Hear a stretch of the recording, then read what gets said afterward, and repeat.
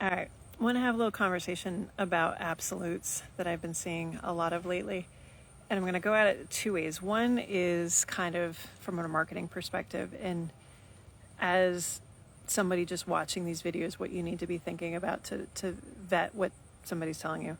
And then the other is kind of how to break it down and understand what's actually somebody's telling you. So absolutes, a lot of things I'm seeing are like, don't do this, like, don't blow your nose on the toilet, don't pee in the shower. I had somebody who, she was a physio, and she's like, I lifted in pregnancy so that I would prevent back pain, pelvic floor issues, prolapse, all that stuff. Okay.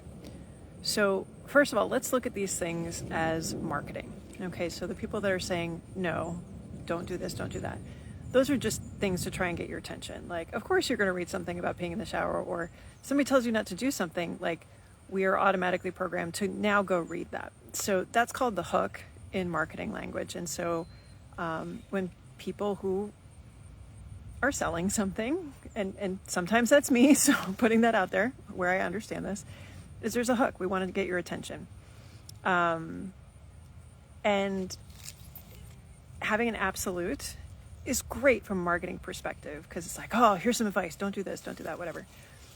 But breaking that down from a physiological perspective, like, some of these things just doesn't make sense. And it really just needs to be like, hey, if you sit on the toilet and you blow your nose and you feel like things are falling out and it doesn't feel good, or you pee and you didn't mean to, don't do that. But it's not everybody. But see how that's not sexy? That's not a hook at all. Like, qualifiers and gray area, definitely not sexy hooks.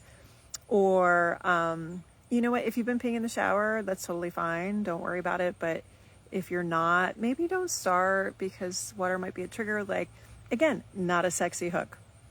But that's actually the medical truth as we know it. I guess nobody's done the paper on blowing your nose on the toilet. Nobody's done the paper on, a randomized controlled trial of peeing in the shower. Like, nobody's done it. But there's enough people that do both that some people are fine and some people aren't. And this is where you kind of just have to use your common sense, is like, hey, if you are more symptomatic doing these things, don't do it. If you're already doing it and you're not symptomatic, don't worry about it. Okay, so that's one. The other was hey, I did these things and had a great pregnancy and delivery, and I prevented all these things. That means that if you do that, you can do it too. No. And again, the marketing is like a beautiful story. That person's very much celebrating their experience. Unfortunately, that's a very single-minded look, because somebody else could look at that and say, well, I lifted during pregnancy and I have prolapse and I have leakage and I have pain, and why is this happened to me?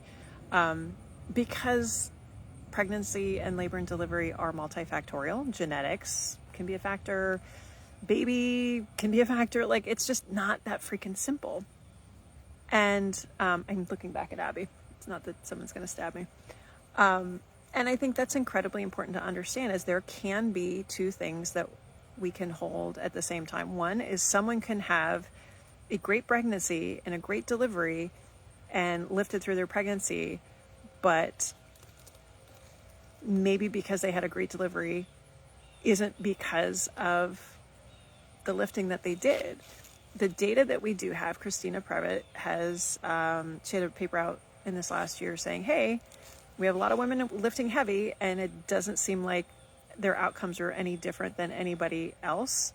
And so the purpose there is like, hey, lifting heavy doesn't all of a sudden make every single one of you have pelvic floor issues. But we don't have data that says anything is preventative. We just don't. And so I think, we want to celebrate people having good pregnancy and good delivery, which is fine. But I think we also have to be cognizant that message can be taken multiple ways. Like, if you lifted in pregnancy and had a great delivery, you very much relate to that person. If you lifted in pregnancy and did not have a good delivery and didn't prevent anything, you could be looking at that and being like, well, what did I do wrong? I messed up. When that really has, they're kind of independent variables, if that makes any sense. Right now, we don't know.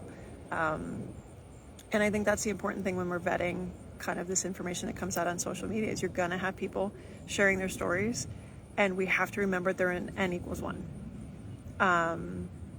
And we have to turn to evidence informed and say, hey, there's still a lot of things that we don't know, but if you are active, stay active. We know that that's helpful, but also understand that there's these other variables at play that have nothing to do with you working out during pregnancy. So I bring all this stuff up because I see people share stuff, and it's all well-intentioned, and but I think it's important to not let our own filters prevent us from seeing what somebody else might take from a post. Like, if I pee in the shower, oh my God, I screwed myself up. I've been peeing in the shower for years, and now, oh my God, I ruined myself. Or, oh my God, if I blow my nose on the toilet, my uterus is going to fall out. That's also a possibility of reading the hook, you know? So as providers, I think we need to be better about being cognizant of what we are saying and find that line between the sexy hook to get people's attention, but also that is a very gray area and there's a lot of variables, and no, that's not sexy, but that's literally just how it is. And then as consumers, I think we need to understand that what gets our attention may not always be the actual truth, and to understand that it is gray. And if you see somebody saying always or never or very, very like all or nothing, that might be an account you might want to mute. So I would love to see if you guys have any examples of this, either if you've found it, Happy's trying to run away, or if you've done it yourself. And the thing is, I've probably done it too. I'm sure I have at some point in time. It's just, this is kind of, somebody brought to my attention years ago. We were talking about, every person should get pelvic floor PT, and somebody's like, well, if they can't, or let's say they went, it was a crappy therapist, does that mean that they're doomed forever? No. So, somebody brought that to my attention years ago, and I'm just sensitive to it now. So anyway, share those posts with me, throw them in my DMs, or, if you can't find the post or you remember what it was, pop in my DMs. Doesn't matter if you're a provider or if you're a consumer and you're reading these things, because that stuff is out there and it's starting to get on my nerves a little bit. Like, it's okay that things are messy.